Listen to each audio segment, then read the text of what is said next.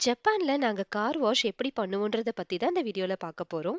நாங்க சண்டே போனதுனால எங்களுக்கு முன்னாடி நெறைய கார் வந்து வெயிட்டிங்ல இருந்துச்சு. சாரிங்க எங்க விண்டோ வந்து ரொம்ப அழுக்கா இருக்கு. ஏன்னா முன்னாடி நாள் வந்து மழை பெஞ்சதுனால கார் வந்து ஃபுல்லாவே அழுக்காயிடுச்சு.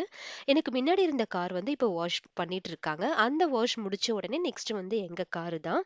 பார்த்தீங்கன்னா நெறைய வெரைட்டீஸ் ஆஃப் வாஷ் வந்து இருக்கும். நம்மளுக்கு எது வேணுமோ அந்த மாரி டைப் வந்து சூஸ் பண்ணிக்கலாம். எல்லாமே வந்து செல்ஃப் சர்வீஸ் தான். Fully automated.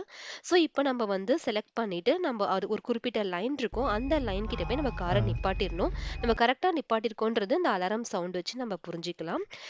ஃபர்ஸ்ட் டைம் இந்த கார் வாஷ் பண்ணும்போது பார்த்தீங்கன்னா, எனக்கு செம்ம த்ரில்லிங் எக்ஸ்பீரியன்ஸ் இருந்துச்சு. இந்த ஃபைனல் டெஸ்டினேஷன் படத்துல வர மாதிரி ஒரு எக்ஸ்பீரியன்ஸ் இருக்கும். இந்த கார் வாஷ் பார்த்தீங்கன்னா, கம்ப்ளீட்டா வந்து இந்த ப்ராசஸ் முடியறதுக்கு ஒரு 5 மினிட்ஸ் தான் ஆகும்.